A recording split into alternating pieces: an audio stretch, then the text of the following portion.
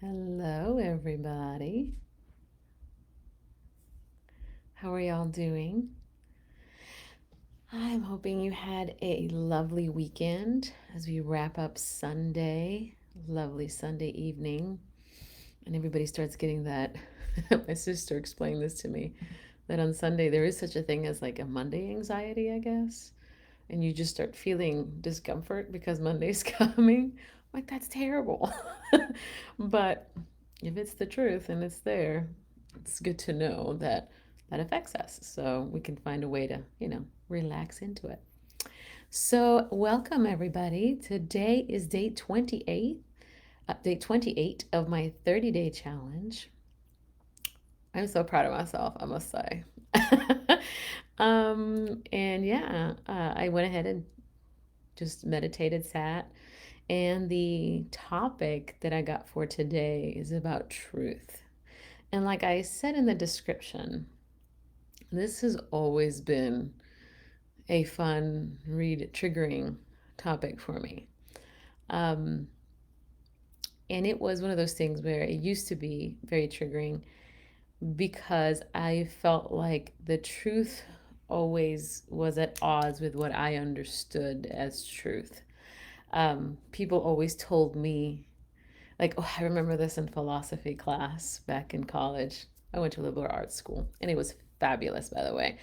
Um, my truth is that there's nothing like a really great, robust education, just so you can have the whole smorgasbord of life.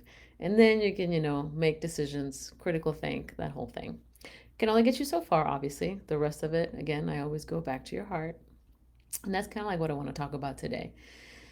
So, back in philosophy class, I just remember that maybe it was theology. I think it was theology class. And I remember it. They're trying to explain to me the difference between truth with a little t and truth with a capital T. And that statement alone, it was like, wait a minute, what? What do you mean that there are little truths and big truths? And if you kind of, breathe it in and settle it in once you calm down, you realize what they're trying to say is that there are some major truths like don't kill thy neighbor. It's not good for you or anybody. Hello, Christina. So good to see you, love. Um, Also, don't steal. It's just not good. It creates issue for you, that whole uh, karma or energy vibration as you do to others, so it will be done unto you. So that's what that big truth was.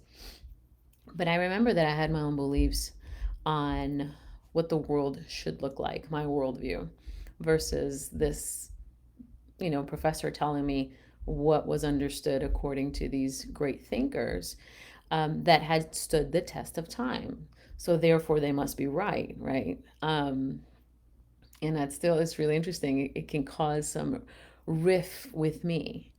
What's really cool as you get older, you start realizing what is truth to you. And there's been a lot of criticism towards that idea that a truth can come from the gut. It can actually. So maybe it won't apply to everybody, right? It may one of those things where, we do have to be aware of everybody's well-being alongside of ours. But in order to do that, we need to be complete, loving, kind human beings. And if we're not there yet, we can't give our energy to others because we got to work on our own stuff. So you have to be truthful with yourself and you have to feel into what feels truth to you. Or you can have fun with these tools that I'm going to hand out today. One of them I love the other day. This is cute. So with my mom's aneurysm is it's kind of funny because her memory kind of goes it comes and goes.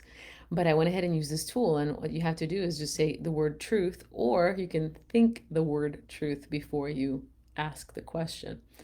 And mom's like, I am doing yoga every day. I did yoga yesterday.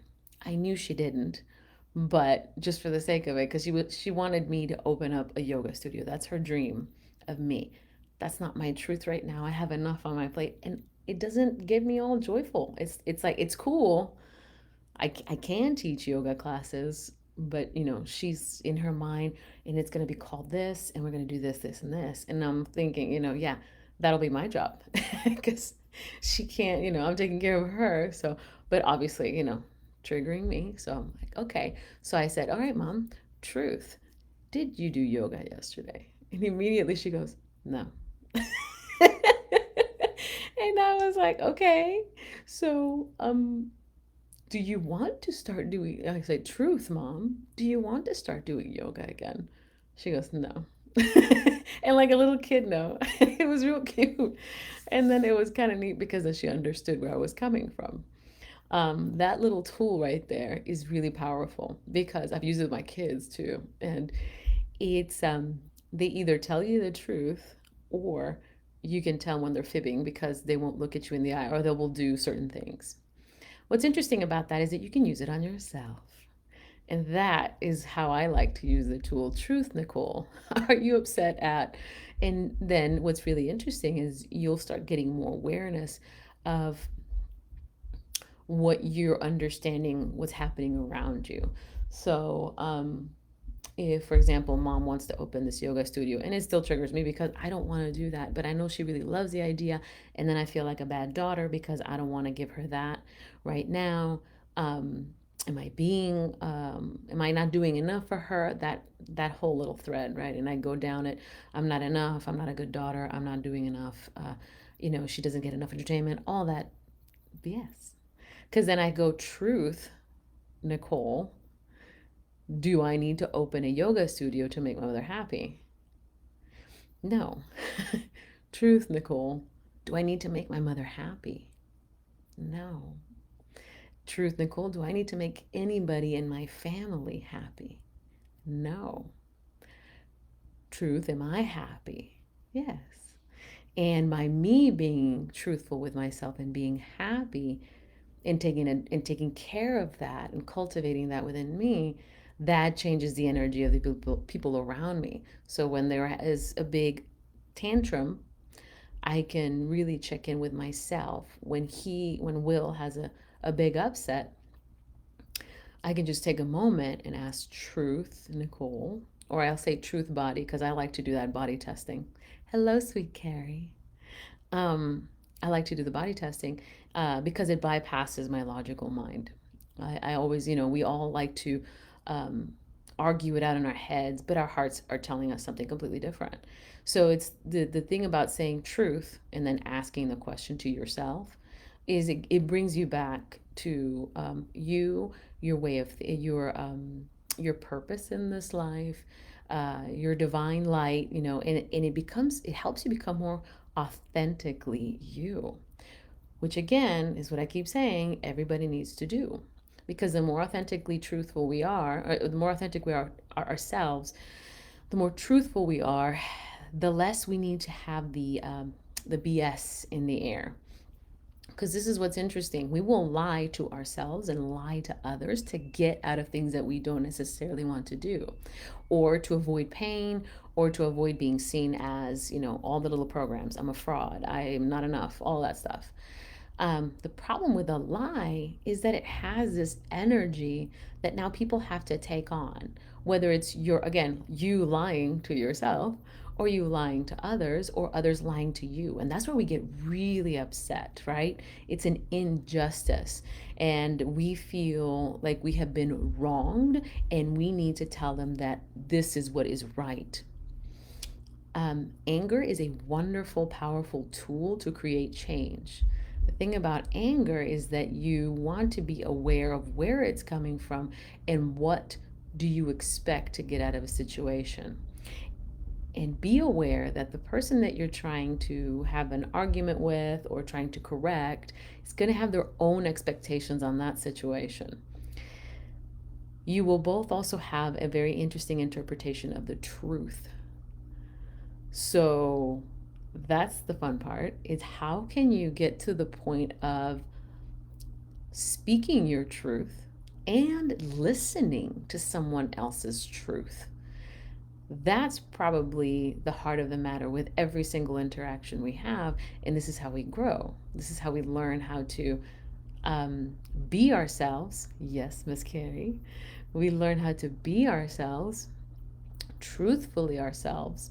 We don't tiptoe around people, but we do it compassionately.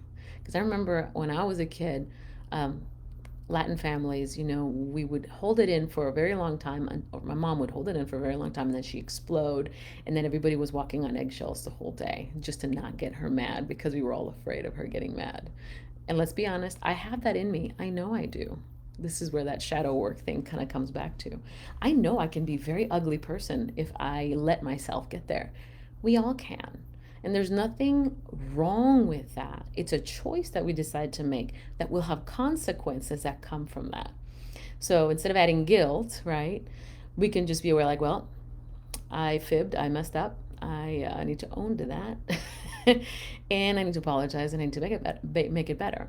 Or you can take the even higher road and avoid the whole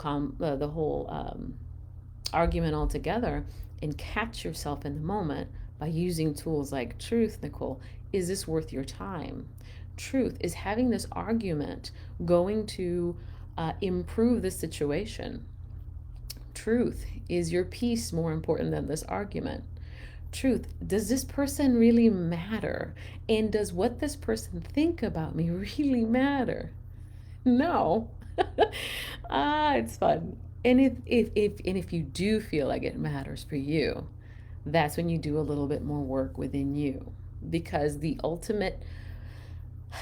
way that you want to, at least this is the way that I want to experience my life, I want to be whole and at peace with every single person that I come into contact with so I can have fun, including those that are closest to me. And those that are closest to me are the ones that, of course, trigger me the most because I love them and I don't want to lose their love and I don't want them to, alienate themselves from me. I care about them very much. But I also want to be at peace so that they can be mad at me and know um, that I still love them and I know that they still love me, because that's what's interesting. All the arguments I've had with family, all the things that I've gone through, and you go back and you think of what happened. It's usually something, um, it was some misunderstanding, um, but it was always that fear of being left alone and not loved by the people that you care about. Um, and they acted in that, or reacted. It wasn't action, it was a reaction to what was happening, because we want to just put those walls up, make sure that we protect our heart, because the worst thing is to allow someone to step all over that. The thing is, this is what's interesting, this is the kicker: the more you let your walls down and the more you love with the compassion of someone like Jesus Christ, I know that's a big name, or the compassion of Buddha, um, that type of energy, the less hurt we become because we love without expectation in return of anything. We just love. And that is a fantastic way to live. Not easy because we are stuck in our little truths, big T, little t. um, but what's really cool is when you start becoming very honest with yourself, then you create all these other magical connections with people, and especially that connection with yourself. And then, if you want to really connect even further, is really connect to spirit, connect to Mother Earth, and you're just in that constant divine walk the talk, still being your human self, because I still yell, I still get angry, I still get triggered. But I practice coming back to myself by asking things like this: Truth, Nicole, is this important? Why are you making it important? No, no, no. Oh, I'm so glad, Carrie. I'm glad that it's relaxing too. That's the point. We're all living in way too much anxiety, way too much anger. Um, and this is a time for great healing for all of us. We haven't taken the time to do that as a society because we're still pushing, pushing, pushing. What's really cool is the younger generations are much more aware of that, because we feel, the older generations feel like, please, let's just take it a step at a time. It's not, nothing is that important. It really isn't. Um, so, yeah, that was the topic for today. Oh, and then one more question that you guys can use. And this is from Access Consciousness, people. What do you know that you are pretending not to know? That's a good one. What do you know that you are pretending not to know? Ask yourself that about any situation, and you will hear this sweet little voice. It'll be quiet, and maybe it's not a voice, maybe it's just a memory of some sort, but it'll help you by you checking in with yourself, not with anybody else. Again, nobody has any say on you. Just you and God, you're your connection. And again, that's you, but anyway, that's another topic. What do you know that you're pretending not to know about your job? What do you know that you're pretending not to know about your role in a job? What do you know that you're pretending not to know in your relationship with your partner, spouse, boyfriend, girlfriend, whoever? Especially those things that are really triggering you. And listen to yourself, and then act in that manner that will bring you the most peace and the most joy in what you are creating in your life. Remember, your life. You're here now. Have fun. Enjoy it. And then go from that level of truth that it really is yours and nobody else's. Y'all, we're all lights. We're all equals at that level. Nobody's above you and nobody's below you. Do not put me on a pedestal, by the way. Please don't. If you do, that's on you. But you are you.